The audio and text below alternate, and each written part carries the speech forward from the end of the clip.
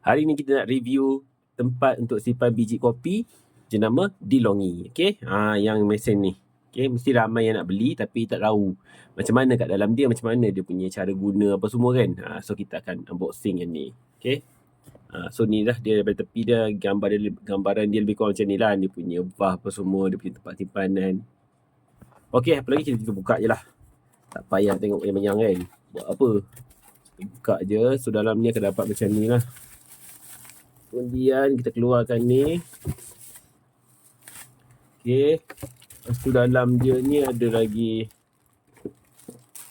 buku manual. Okey, buku manual tak penting. Tak penting sangat. Okey, buka dulu barang ni. Jadi inilah barang yang kita dapat. Okey. So ini dia DeLonghi. Okey. Ini dari tepi. Okey, ni material dia adalah plastik ya. Plastik. Material dia adalah plastik, bukan besi. So lihat tepi ni nampak tak plastik. So ni bahagian bawah dia. Okey. Kita buka kita tengok. So kat dalam ni dia macam ni ni tempat valve dia. Dan ini tempat untuk simpan biji kopi tu. Jadi satu dia ada kontainer kat dalam tau. Kontainer ni. Jadi kontainer ni boleh keluarkan dan kita basuh. Dah basuh bersih-bersih. Macam ni kita dah basuh bersih-bersih dah. Lepas tu bolehlah kita simpan biji kopi dalam ni. Cumanya untuk operation dia tu macam mana? Okey, operation dia kat bawah ni. Inilah dia yang paling best kan. So, tengok dia punya nak panah tu kat sini kita akan buka bawah ni. Pusing je. Okey. Pusing je kat bawah ni akan ada tempat bateri. Jadi kat sini ada setting tau. Apa maksud setting ni? Setting ni sebenarnya kalau kosong ni maksudnya setiap kali kita tutup dia akan vacuum. Tapi lepas tu dia tak vacuum dah. Maksudnya sekali tutup tu je dia akan vacuum. Kalau ambil 12 hour, selepas 12 hours barulah dia akan vacuum. Maksudnya lepas kita tutup dia vacuum sekali. Lepas 12 hour dia akan vacuum lagi. So macam tu lah setiap hari. Sama lah dengan jam-jam yang berikutnya ni. 34 hour, 48 hours. Sama je. Maksudnya itulah. Maksudnya dia akan repeat setiap hari. Ataupun repeat setiap 2-3 hari, 4-5 hari. Macam tu lah habis kurang. Kan? So boleh letaklah bateri kat situ. Lepas tu bolehlah kita isi biji kopi. Okay. So sebenarnya bekas ni dah basuh dah. Saja je nak buat unboxing tadi. Kan kita bungkus balik. Jadi kita akan isi biji kopi dalam ni sebab nak test dulu.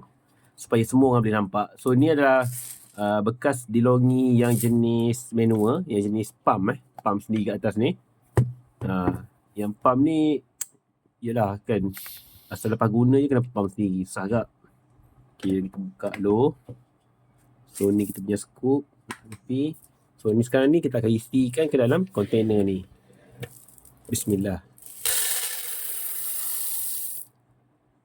Okay, so kontainer ni dia boleh muat sebanyak 1 kilo biji kopi. Okay, dah masuk dah. Dan kita tutup. Lupa pula masukkan sekali dia punya scoop ni. Kita tutup. Okay, sekarang kita masukkan bateri dulu. Okay, masuk bateri dulu. So bateri ni adalah yang ni. Dah beli dah ni. Pakai bateri rechargeable lah, senang sikit. Barulah murah kan. So kat situ dia pakai bateri sebanyak berapa banyak buka balik. Kita keluarkan dulu.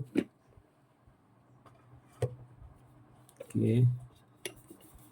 Masukkan bateri. Oh, dia pakai 4. So ngam-ngam lah pakai bateri charge tu pakai 4 terus. So isi dulu. Isi ke 4-4. Okey, dah isi. Tutup. Terlock balik ni. Kemudian kita akan letak balik kita punya biji kopi tadi. Make sure bekas ni dah basuh tau. Lepas tu bolehlah kita tutup. So bila tutup ni, nanti injap ni dia akan turun tau. Bila turun tu maksudnya dia vacuum lah. Yang ni kita setting letak kosong. Maksudnya sekali je dia vacuum.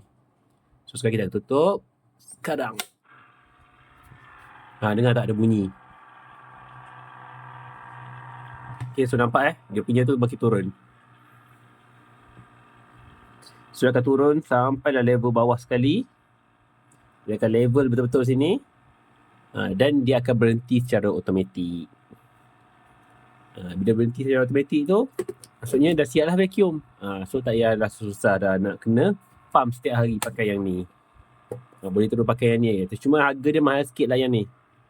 Harga dia mahal sikit. Tapi still okay lah kan. Kalau yang ada mesin kopi kat rumah tu, boleh pakai. Okay, dah rata dah. So sekarang, sekejap lagi dah akan berhenti lah. Memang dia lambung sikit. So kalau siapa yang nak beli ni, memang boleh beli. Memang suggest untuk beli sebabnya kalau kata memang peminum kopi kat rumah, memang simpan stok biji kopi, better beli supaya biji kopi tu kekal fresh. Tengok dah berhenti dah. So dia akan kekal macam tu lah. Nanti kita just monitor benda ni je. Kalau let's say dia naik balik, so buka tutup balik lah. Ataupun nak set 24 hour ke, nak set 48 hour ke, tak kisahlah. Itu ikut suka. Okay, so siapa nak beli ni memang boleh beli. Memang berbaloi.